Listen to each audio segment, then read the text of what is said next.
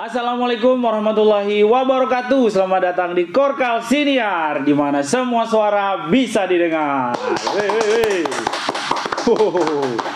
Halo teman-teman, selamat siang, selamat pagi, selamat sore, selamat malam, selamat kapan aja selama kalian menonton video ini. Selamat datang kembali di Korkal Siniar, dan ini adalah episode spesial. Yang ini saya nggak ngomong di semua episode ya, karena ini benar-benar spesial. Karena hari ini kita bakal ngobrol-ngobrol dengan tamu yang juga sangat spesial, karena jarang-jarang kita bisa menghadirkan beliau ini ke studio ya. Karena selain juga karena kesibukannya, juga tentunya jarak yang lumayan jauh dari studio kita ke kantor beliau ya. Sudah bersama saya di studio Kepala Badan Narkotika Nasional Provinsi Kalimantan Timur, Bapak Brigjen Pol Wisnu Andayana. Selamat pagi, assalamualaikum Bapak, apa kabar Pak? Waalaikumsalam warahmatullahi wabarakatuh. Selamat pagi, alhamdulillah sehat. Alhamdulillah sehat, siap. Terima kasih loh Pak sudah mau menyempatkan hadir ke Koran Kaltim Pak. Sama-sama. Siap. Jadi teman-teman ya, karena yang sudah hadir bersama kita adalah seorang kepala BNN Provinsi Kalimantan Timur ya. Jadi jangan sampai kita sia-siakan untuk tidak menanyakan hal-hal yang berkaitan dengan BNN ya. Yang sudah lama sekali pertanyaan yang sudah saya simpan gitu ya, dan ingin saya tanyakan kepada orang yang tepat, dan hari ini saya sudah ketemu nih orangnya nih ya. Mungkin teman-teman sudah pernah membaca atau mendengar berita tentang kratom atau kedemba ya.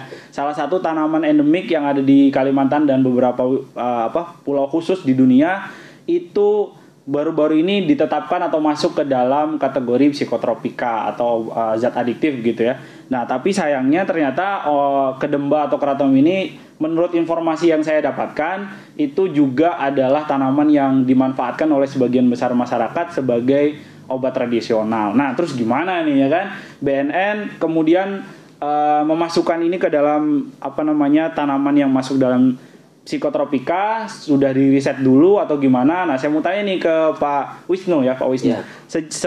Sebenarnya sejak kapan Pak BNN itu melakukan riset? Karena saya yakin nih Pak, BNN untuk menetapkan sebuah tanaman atau zat itu pasti pakai riset dulu kan, gitu. Mulai risetnya tuh sejak kapan sampai kemudian ditetapkan sebagai ini masuk ke kategori psikotropika? Silakan Pak Wisnu. Baik, terima kasih.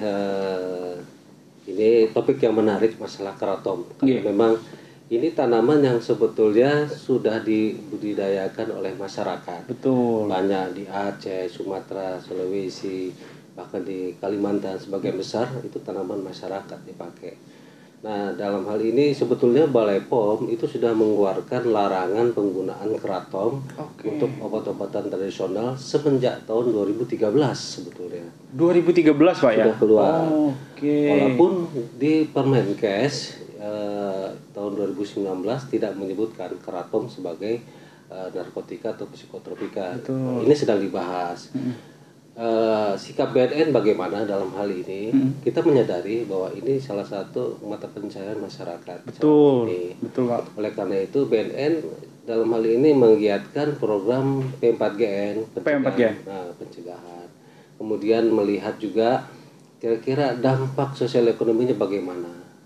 Kemudian juga sedang dikaji untuk alih lahan.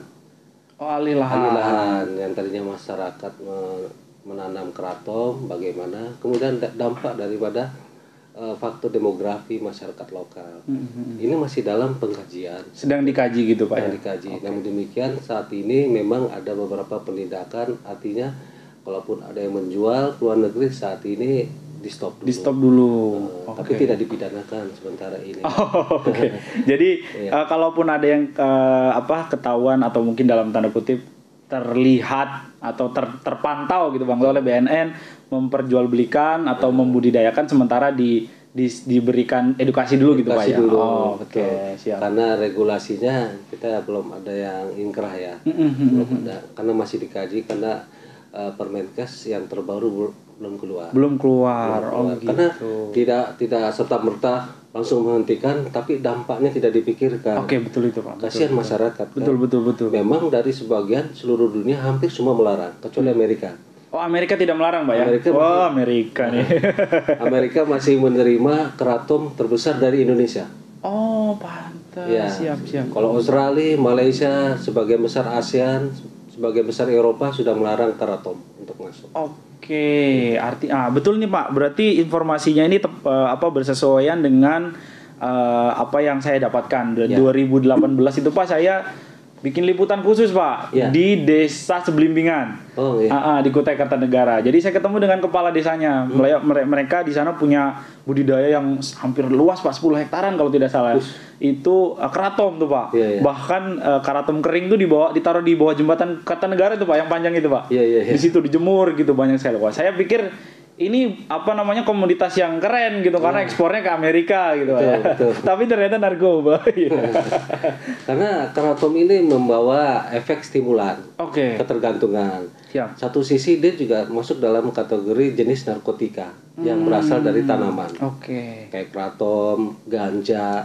Itu termasuk ganja Pak ya berarti Pak ya. Itu masuk kategori narkotika.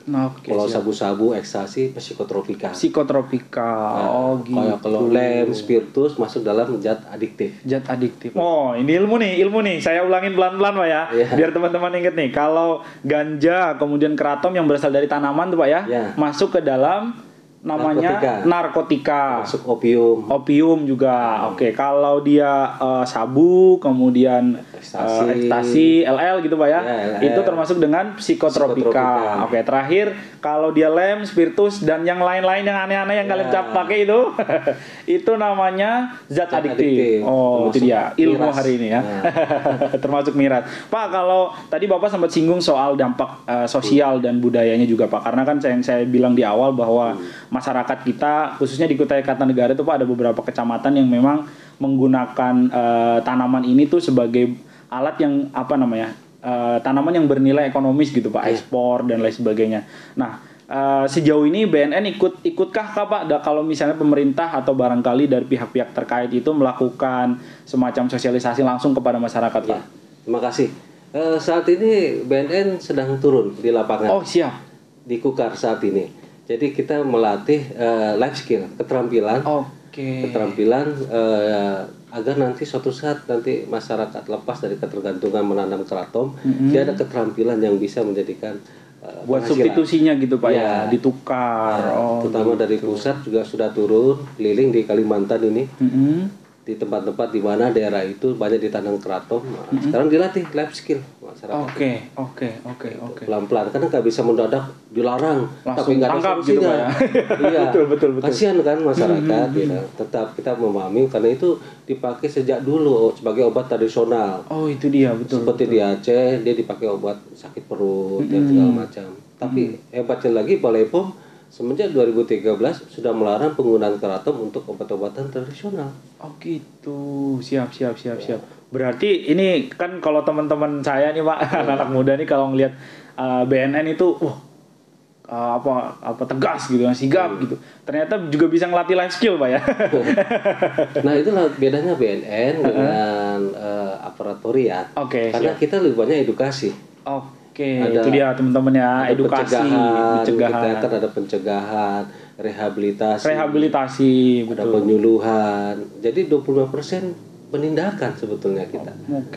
Sisanya edukasi gitu Pak ya. Sisanya sebagian besar 75% malah edukasi kalau BNN. Pembinaan masyarakat.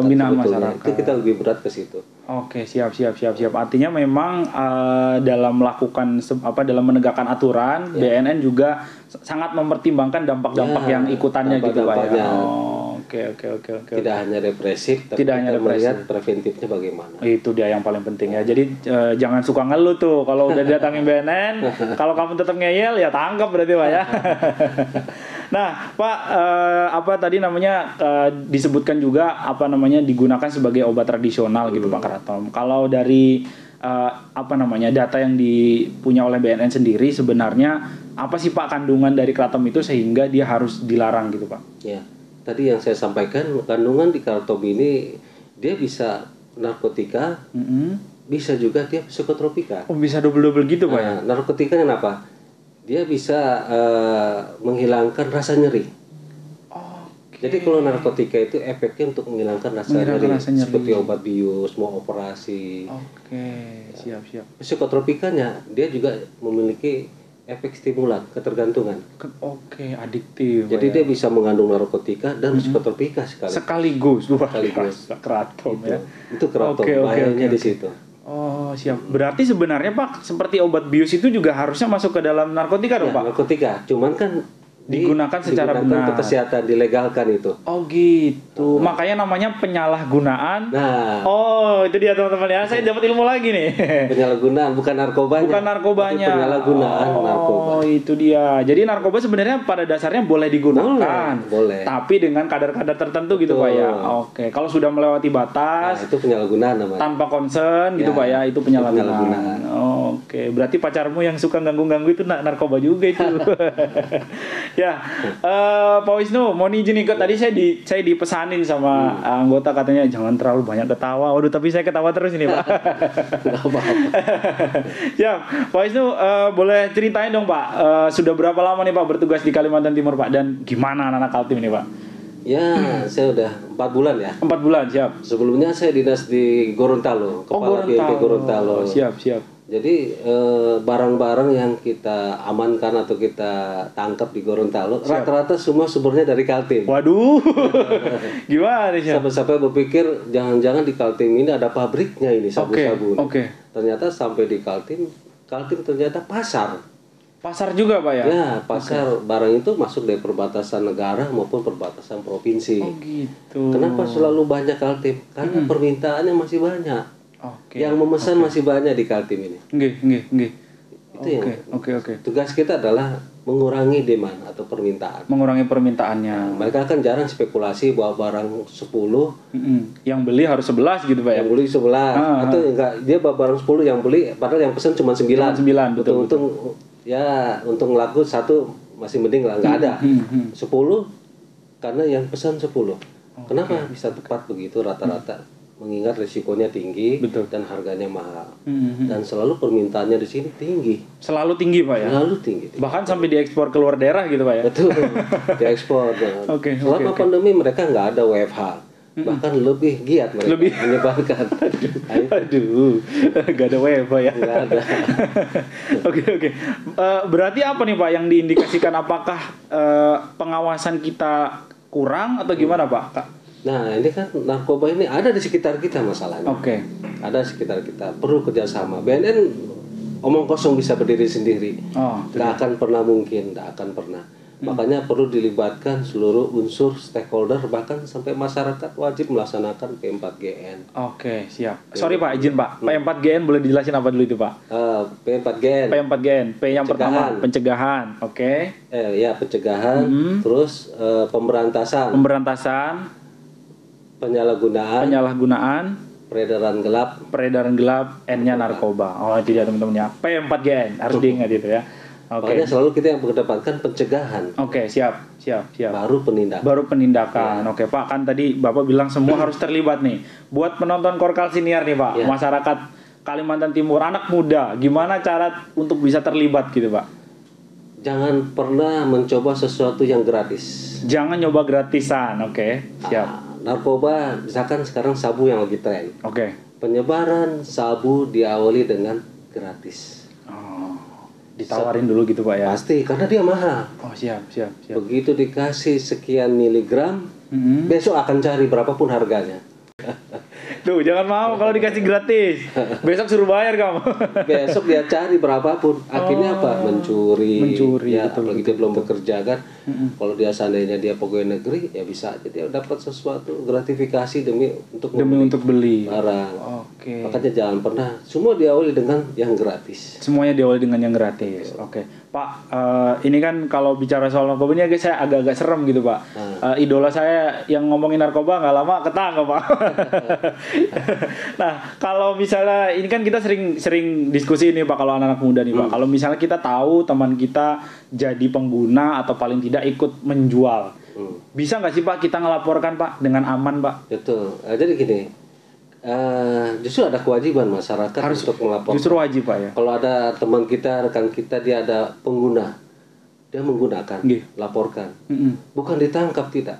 Kita akan rehabilitasi. Oh, tuh kalau BNN rehabilitasi. Tapi kalau di situ dia ada unsur menyebarkan, menjual, tentu ada pidananya sendiri.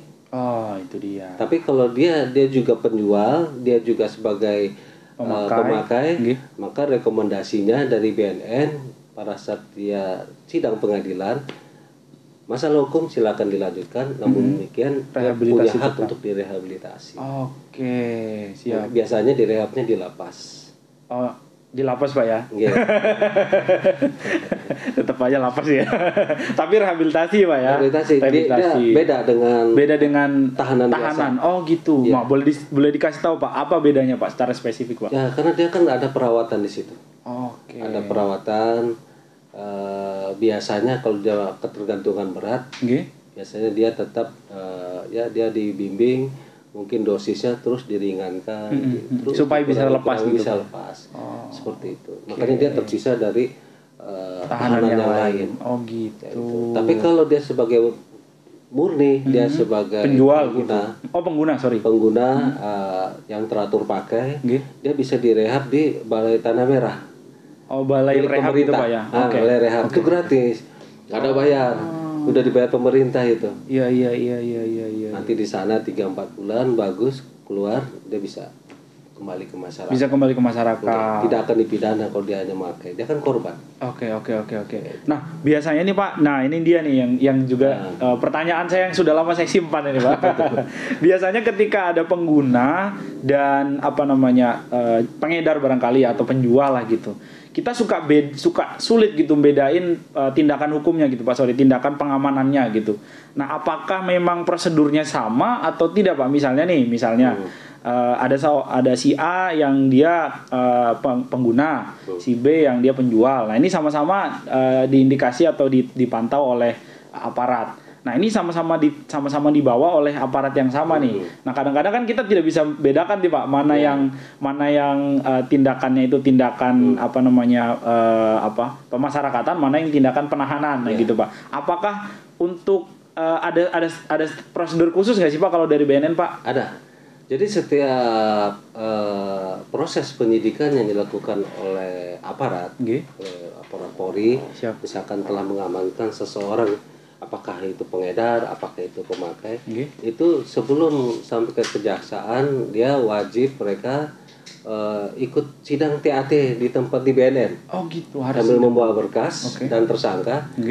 TAT itu tim asesmen terpadu. Siap. Nanti gunanya, outputnya akan memberikan rekomendasi untuk pertimbangan hakim. Siap. Setelah itu nanti di asesmen oleh ahli medis, ahli psikolog. Penyidik, nah, itu akan di asesmen dulu supaya jangan salah penanganan. Oh gitu. Yang tadinya dia hanya pemakai ternyata dikategorikan misalkan jangan-jangan jadi pengedar. Pengedar juga, betul. Nah nanti hasilnya dari TAT ini lengkap, ada Polri-nya juga di situ, ada ahli psikolog, ahli medis segala macam. Nanti rekomendasinya untuk hakim sebagai pertimbangan apakah yang bersangkutan dia apakah sebagai pengedar saja, sure, atau murni pidana. Atau dia pengedar sekaligus dia sebagai pengguna, atau murni dia hanya sebagai pengguna saja. Nah, itu rekomendasinya ada 3. Biasanya proses gitu berapa lama tuh Pak? Biasanya? 1 hari. 1 hari selesai Pak? 1 hari. Oh itu dia tuh. Jadi kalau lewat dari 1 hari, mungkin nggak Pak dia lewat dari 1 hari Pak? Proses untuk TAT-nya 1 hari. Proses TAT-nya 1 hari. Ya, proses kita nggak akan lama-lama. Nggak akan lama-lama. Soalnya gini Pak, biasanya suka masih diproses gitu, lama gitu nanti. Mungkin di tingkat penyidikan kan. Oh, di tingkat penyidikan lain lagi sudah Pak ya. Udah bukan domainnya BNN gitu Bukan. Mereka udah menyidik. Kemudian dirasa bahwa ini harus ada di asesmen, nanti di sidang di tempat kita di BNN. Jadi penyidik Polri membawa berkas dan tersangka ke BNN, bahwa kita asesmen. Pengen tahu apakah dia murni pengedar, murni pemakai atau dua-duanya. Dua-duanya. Berarti kalau begitu sebenarnya yang kita pahami selama ini barangkali agak sedikit keliru masyarakat gitu Pak ya. Karena kan saya pribadi melihat BNN ini BNN ini gitu serem gitu Pak. Padahal sebenarnya 85% edukasi gitu berarti Pak ya sebenarnya. Kita melihat hak asasi orang di situ. Betul. Jangan sampai dia pemakai kemudian ditahan, menggigil, meninggal di Nah, itu dia. Jangan sampai itu terjadi. Oke. Jadi memang bertahap juga Pak ya, bertahap dan ada prosedurnya yang betul, ada prosedurnya. Pak, saya mau nanya soal lain nih Pak, kan sudah lama berkecimpung di penanganan narkoba. Kalau kita lihat di film-film Pak ya, narkoba itu kan selalu diidentikan dengan mafia yang bisnisnya luar biasa begini-begini, jahat-jahat gitu Pak. Pernah nggak Pak, Bapak pribadi Pak, dapat ancaman barangkali Pak atau hal-hal yang seperti itu Pak dalam penanganan narkoba Pak? Sepanjang ini tidak ada. Tidak ada Pak karena ya? Indonesia masih jauh dari kategori seperti itu. Kayak kejadian di Kolombia, Amerika Selatan, di mana mereka bersaing kekuatan persenjataannya kan bisa berperang. Di sini belum. Di sini belum, masih sporadis berarti di sini Pak? Masih sporadis dan masih bisa dikuasai kalau masalah itu sih. Oh, siap. Kalau kita ketat betulnya. Ketat nggak. Kalau di Kolombia kan seperti kayak dibiarkan itu ya. Begitu sudah parah, mereka bisa berperang di jalan itu. Kalau di Indonesia masih sporadis saja. Kalau mereka ada perlawanan ya kan sifatnya subjektif masih. Oh gitu. Jadi belum terorganisir secara besar seperti mafia-mafia gitu. Belum. Berarti kalau Bapak sendiri sejauh ini memang belum ada mungkin pengalaman yang diancam gitu, belum ada. Alhamdulillah sampai saat ini. Nggak berani sih, kayak saya juga nggak berani. Siap. Pak, kalau nggak salah Pak, data tahun 2016 atau 15 gitu Pak. Kalau Kalimantan Timur itu sempat masuk di 5 besar Pak, peredaran narkotika yang tinggi di Indonesia. Nah, kalau boleh diupdate nih Pak, datanya hari ini bagaimana Pak 2021 Pak?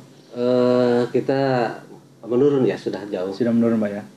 Kita sudah turun ke ranking 30-an. Jauh sekali Pak, ini harus ditepuk tangan ini. Tapi luar biasa. Bagi kita belum tentu bisa menyenangkan itu. Oke. Itu kan turun mungkin yang kelihatan.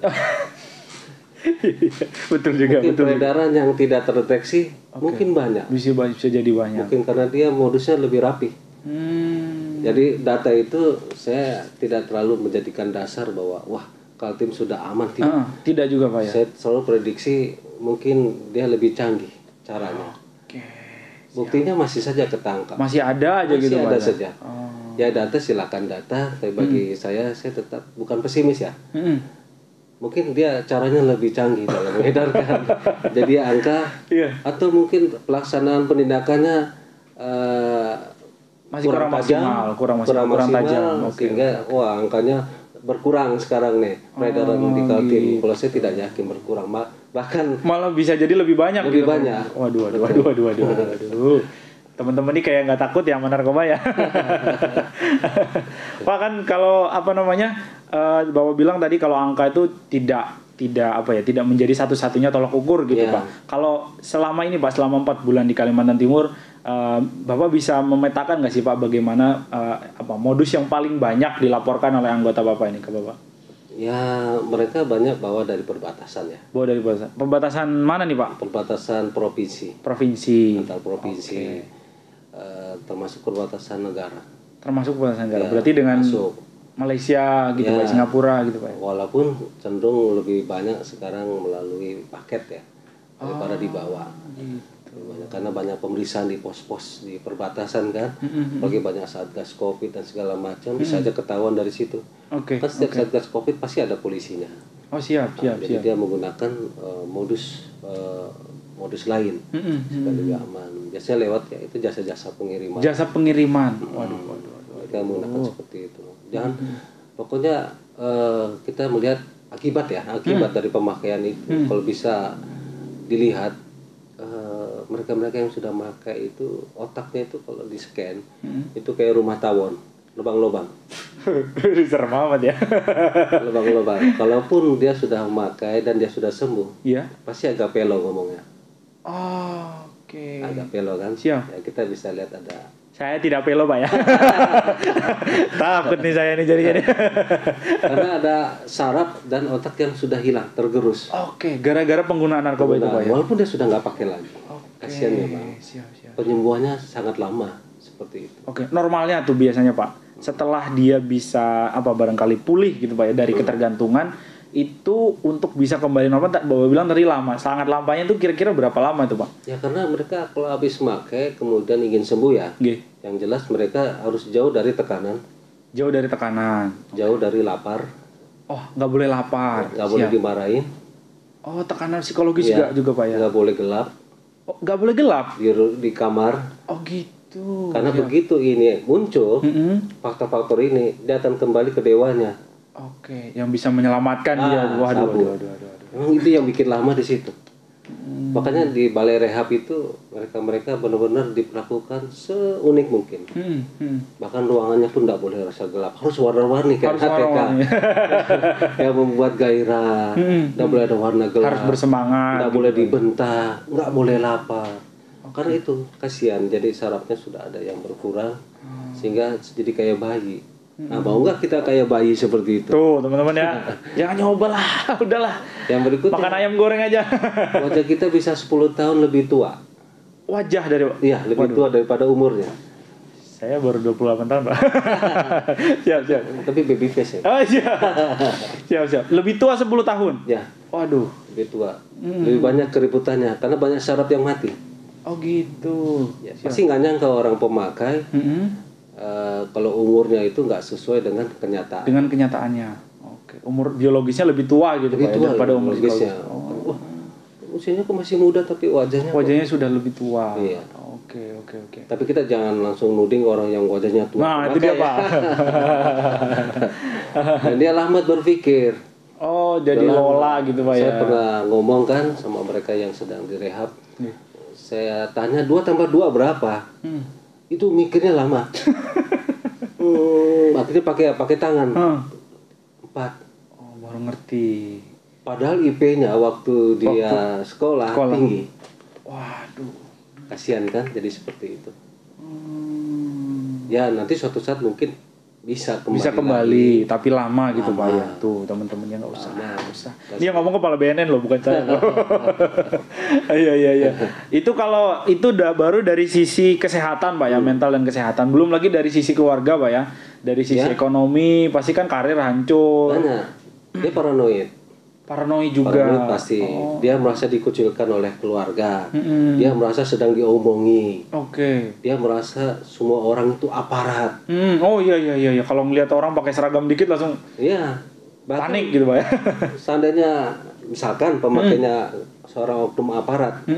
Misalkan ya oknum aparat. Dia sebut misalkan ada polisi. Mana polisi? Padahal dia sendiri aparat. Bisa seperti itu. Siap. Bisa seperti itu. Jadi negatif thinkingnya luar biasa. Yang terakhir yang paling ngeri adalah mengakibatkan keputusasaan, akhirnya gantung diri. Sampai separah itu? Oh iya, sampai ke situ. Karena dia merasa buat apa hidup? Dia dikucilkan, bahkan dapat perlakuan buruk dari lingkungan dan keluarga. Tambah lagi dia juga punya perasaan dia dikucilkan. Dia merasa kecil. Tapi kalau pada saat dia makan obatnya enggak, dia pede. Kuat lagi. Makanya selalu ketergantungan untuk pakai terus gitu Pak. Nah, kalau tadi kan saya sempat nanya soal bagaimana cara lapor nih Pak. Nah, kalau sekarang misalnya saya punya teman dekat. Misalnya saya punya teman dekat, kemudian saya tahu bahwa dia pengguna. Terus kita bagaimana tuh Pak caranya untuk bilang sudah atau ayo dok kita ke BNN yuk gitu. Gimana tuh Pak caranya Pak? Untuk memberi edukasi gitu. Dianjurkan saja kepada orang tuanya atau orang yang paling dekat sama dia. Biasanya dia lebih dengan orang yang paling dekat. Daripada orang yang biasa-biasa saja. Yang paling dekat selama dia tinggal dengan siapa, kasih tahu, rayu ke BNN untuk direhab. Dan jangan takut Pak ya tadi Pak ya. Jangan takut tuh ke BNN. Kalau dia hanya pengguna, nanti kalau dilaporkan, diperiksa, ditahan enggak. Justru kita bantu untuk direhab. Tuh teman-teman ya, dibantu direhab. Gratis lagi itu. Gratis. Biasanya masa pemulihan rata-rata berapa lama tuh Pak? Kalau untuk yang pengguna awal-awal lah gitu Pak. 3-6 bulan. 3-6 bulan. Insya Allah setelah itu sudah mulai bisa normal kembali Pak ya. Ya bahkan setidaknya lepas lah gitu Pak ya. Iya, bahkan banyak mereka yang sudah selesai 3-6 bulan minta diperpanjang. Oh gitu, kenapa itu Pak? Merasa belum siap. Belum siap menerima, diomongi. Kembali ke masyarakat belum siap gitu Pak. Belum siap. Ada seorang artis juga minta diperpanjang malah. Diperpanjang. Di Lido. Di Bogor. Siap, saya pernah tuh main-main ke sana Pak. Begitu waktunya keluar, dia minta diperpanjang. Dia belum siap. Udah diperpanjang, nggak apa-apa. Nggak masalah Pak. Nggak ada masalah. Tapi kalau penanganan maksimal seorang pengguna itu berapa lama Pak? Yang bisa ditangani oleh di atas 6 bulan. Di atas 6 bulan, 8 bulan. Kita melihat dosisnya ya. Ya, dosisnya kalau memang dia pengguna berat, pengguna rutin, berarti candu sudah. Itu biasanya lebih lama, 6 bulan gitu. ke atas, 8 bulan. Tapi kalau dia hanya pengguna sekali pakai, tapi masih ada ketergantungannya, 3 bulan, 4 bulan. Oke, 3 bulan sampai dengan 4 bulan. Pak, kalau di Kalimantan Timur sendiri Pak, BNN ini kan setahu saya ada di tingkat kota, ada di Samarinda, ada di Kutai Kartanegara. Kalau retensinya gitu Pak, selama 1 bulan, berapa banyak yang diterima oleh BNN Pak? Entah itu pengguna ataupun yang juga pengguna dan juga pengedar. Ya, entah itu yang di apa kan sebelum dibawa ke kepolisian pasti ada yang bawa bilang tadi kan diproses untuk di di asesmen. Itu berapa banyak tuh Pak dalam 1 bulan gitu Pak? Ada sampai 5 kasus sebulan, 5 kasus ya. Ada. Itu semua misalkan di Polda ya, berapa Polres di sini, 10 Polres, semuanya ke BNN Kaltim. semua ke BNN untuk di asesmen. Oh, siap. Di asesmen supaya ya buat rekomendasi hakim nanti. Oke, angka 5 itu apakah tinggi atau rendah Pak? Kalau secara harian atau secara bulanan itu Pak? Menurut saya sudah termasuk tinggi ya. Termasuk tinggi Pak ya? Termasuk tinggi. Sebetulnya lebih daripada 5. Oh, oke. Sebetulnya masih lebih daripada 5. Oke. Kalau kasus tertinggi di Kalimantan Timur datangnya dari? Belakangan ini Bontang. Kalau yang ditangkap BNN ya. Tapi yang ditangkap oleh Polri ada yang sampai berapa puluh kilo itu. Sudah pernah terjadi di Samarinda. Di Samarinda. Tapi sejauh ini yang ditangani BNN paling banyak dari Bontang. Dari Bontang belakangan ini. Belakangan ini. Nah, ada berapa ya? 6 kiloan ya. Oke. Kan Bapak terakhir yang disampaikan Bapak tadi bertugas di Gorontalo, Pak. Kalau head to head Kaltim Gorontalo tuh menurut Bapak gimana, Pak? Polanya ataupun modus yang digunakan atau secara tangkapan itu gimana Pak? Lebih tinggi di Gorontalo atau lebih tinggi di Kalimantan Timur? Kaltim dong nomor 1. Waduh, saya mau bangga tapi kok waduh. Juaranya Kaltim. Lebih tinggi Kaltim Pak ya? Kenapa? Daya belinya lebih tinggi di Kaltim. Oh gitu. Orang Kaltim sugi-sugi Pak ya? Ya. Sana kan kalau nggak salah PAD-nya rendah ya. Di Gorontalo tuh. Sumber daya alamnya tidak ada. Sumber daya alam tidak ada. Makanya daya belinya lebih banyak di Kaltim. Makanya sumbernya semua Kaltim. Dari Kaltim itu ekspor ke daerah-daerah lain. Sampai Sulawesi juga. Iya, sampai ke Sulawesi. Waduh. Luar biasa nih. Kasus terberat Pak atau terbesar yang Bapak tangani selama di Kalimantan Timur Pak? Nggak ada sih. Belum ada Pak ya? Masih normal-normal aja Pak ya? Atau selama karir Bapak deh Pak? Mungkin di Gorontalo kemarin ada yang 1 kuintal misalnya. Belum ada sih. Belum ada Pak ya? Belum ada. Memang barang itu kalau dari Kaltim ke Sulawesi atau ke Sulawesi memang kiloan, bisa puluhan kilo. Tapi dari situ misalkan di Sulteng sudah dipecah jadi gram-graman. Oh gitu. Bisa ke Manado, bisa ke Gorontalo, bisa ke Sulawesi Barat, sudah dipecah di Sulteng biasanya. Setelah dia ferry masuk sana udah pecah. Siap. Makanya kalau dapat di Gorontalo sudah gram-graman. Bukan kilo lagi. Gitu. Tapi kalau masih di Kaltim lumayan. Masih bisa kiloan masih kiloan di sini. Nominalnya tuh masih tinggi Pak ya harganya Pak ya sekarang Pak? Masih tinggi. Semakin tinggi lagi. Semakin tinggi. Semakin ketat pengawasan semakin tinggi mahal. Iya, semakin tinggi. Kita lihat risikonya naiklah ratingnya. Iya. Lagian kenapa sih orang mau beli itu Pak ya? Makanya jangan pernah mulai. Jangan pernah mulai. Biar sedikit. Besok pasti akan dicari berapapun harganya dia akan beli. Oke, karena sudah tahu gitu Pak ya. Sudah tahu. Mereka pintar, walaupun mahal, caranya ngedarnya kasih gratis. Kasih gratis dulu. Dikasih lidah, tempel aja di ini, jilat tek. Nah, itu efeknya bisa 10 kali dari efek ekstasi. 10 kali dari efek ekstasi ya. Saya nggak tahu sih, belum pernah nyoba Pak. Nggak usah Pak ya, nggak usah nyoba. Jangan nyoba. Oke. Pak, ini ada pertanyaan yang lama juga saya simpan nih Pak. Saya banyak sekali yang simpan pertanyaan ini. Ketika pemusnahan barang bukti Pak. Nah ini saya sering melihat nih Pak. Kan saya juga walaupun udah lama nggak liputan langsung, tapi saya masih lihat teman-teman itu kalau ngeliput pemusnahan barang bukti itu, kalau ada yang di blender, kemudian ada yang dibakar. Nah yang dibakar ini Pak yang suka jadi bahan bercandaan teman-teman nih Pak. Iya, ini memang ada prosedurnya seperti itu atau gimana Pak kalau pemusnahan barang bukti itu Pak? Kita ada pemusnahan barang bukti dengan prosedur dibakar seperti ganja. Tentunya pada saat pembakaran kita juga melihat arah angin. Ya, sampai kita membakar, kemudian arah anginnya kemana, di situ banyak yang nonton. Geleng semua. Nah itu dia, terjawab kan? Kita lihat arah angin. Jadi di mana ada arah angin, mengarah kemana, di situ tidak boleh ada yang nonton. Dan kita harus harus benar-benar merasakan arah angin. Kan lihat dari asapnya. Betul. Jangan sampai modus pura-pura menghadiri. Berdiri. Setelah itu dia fly gitu kan. Nah, sementara kalau sabu itu memang kita blender. Blender, taruh di spiteng. Oh gitu. Mudah-mudahan di spitengnya tidak ada lele. Lelenya jadi mabuk juga dia. Oke. Lanjut Pak, ini masih ada 3 pertanyaan lagi Pak. Kalau setelah ditangkap, kemudian ada barang bukti, disimpannya di mana itu Pak? Ada kita barang bukti di berangkas kita. Ada berangkasnya Pak ya?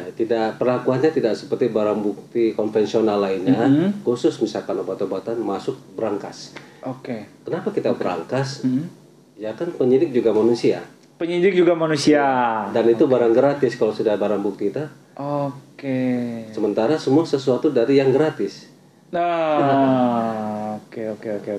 Makanya kalau ada oknum-oknum yang sampai make, mungkin diawali dari barang bukti yang gratis. Makanya kita kasih berangkas. Dikasih di berangkas, termasuk juga ganja dan lain sebagainya gitu. Berangkas. Jangan sampai kita mengamankan, ternyata di dalam ada yang nge-fly. Iya. Kalau di Kalimantan Timur sendiri, di BNN Kalimantan Timur ada berangkasnya sendiri Pak ya, khusus Pak ya. Itu yang punya akses siapa tuh Pak? Ada di situ kepala bidangnya. Kalau dia Polri, dia di bawah pangkatnya Komisaris Besar Polisi. Kombes Pak ya.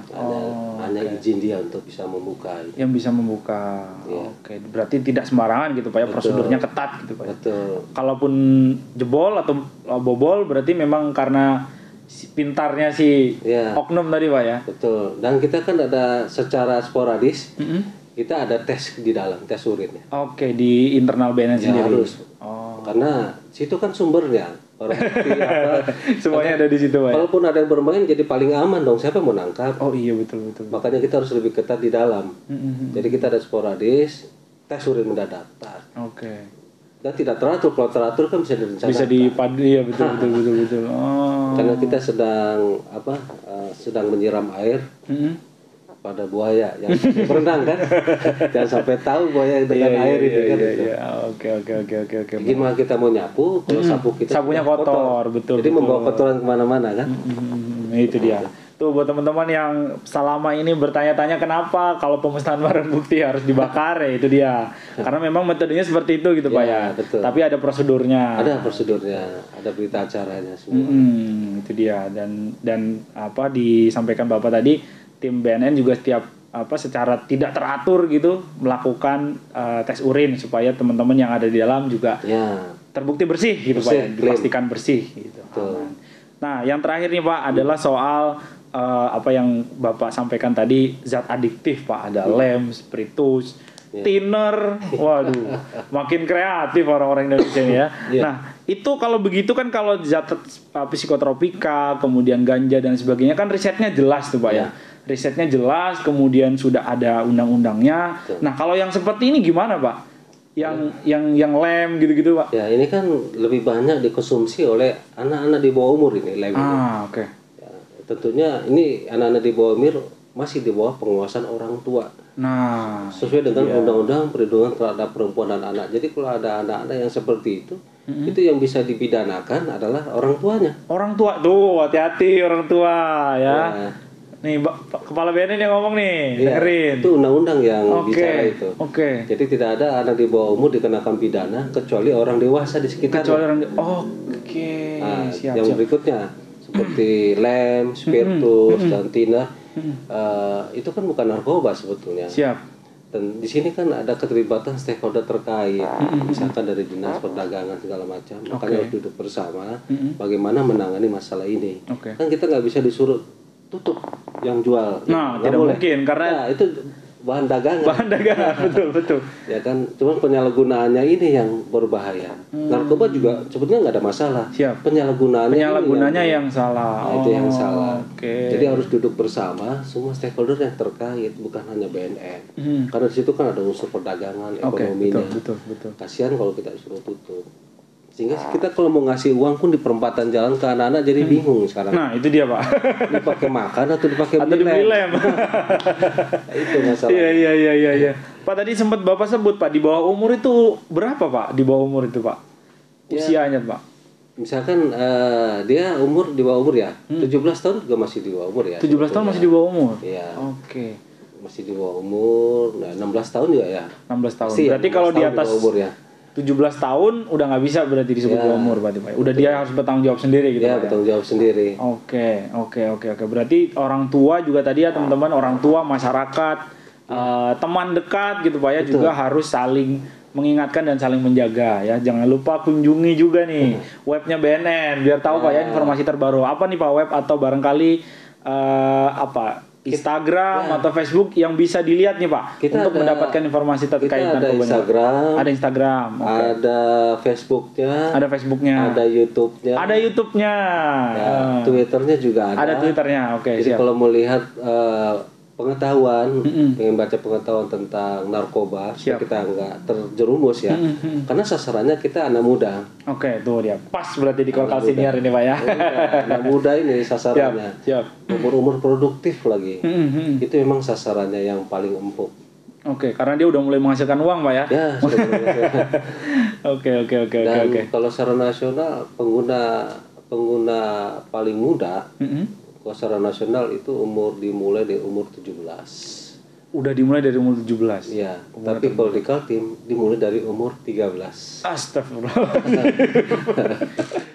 Iya, 13 tahun. Berarti memang kerjanya teman-teman BNN ini harus jadi semakin lebih berat gitu, Pak ya, menghadapi dengan Kalimantan Timur yang agak-agak kacau-kacau juga ini ya. Iya, makanya kita harus edukasi terus. Oke. Kan kita tidak harus nangkap tidak. Edukasi kita lebih diberatkan ke edukasi. Kepada edukasi. Oke, siap. Waduh, sebenarnya seru nih, Pak, obrolannya, Pak. Dan banyak informasi dan pertanyaan-pertanyaan yang sudah lama saya simpan akhirnya terjawab juga ya, teman-teman ya.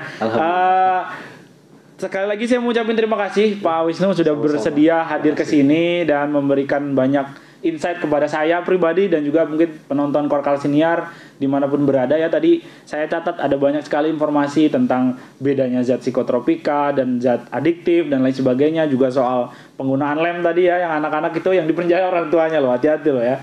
Dan juga teman-teman yang mungkin barangkali punya teman dekat yang sedang terjebak dalam dunia narkoba, jangan ragu, jangan khawatir, coba bawa ke BNN karena kata Pak Wisnu tadi gratis dan bisa direhabilitasi ya. Semoga informasi yang kita obrolin hari ini bermanfaat ya, Pak Wisnu. Terima kasih sekali lagi dan semoga teman-teman BNN sehat semua biar narkobanya Kaltim cepat turun lah kalau bisa 0 gitu, Pak ya. Ya, sekali lagi terima kasih teman-teman sudah menonton dari awal sampai akhir. Oh ya, sebelum mengakhiri saya juga mau mengucapkan hari ini 22 Oktober bertepatan dengan Hari Santri Nasional, Pak. Ya, saya mau ngucapin selamat Hari Santri buat seluruh santri di Indonesia dan di seluruh Nusantara ya. Terima kasih. Sekali lagi saya Rusdi pamit. Assalamualaikum warahmatullahi wabarakatuh. Waalaikumsalam warahmatullahi wabarakatuh. Ya, makasih banyak Pak Wisnu.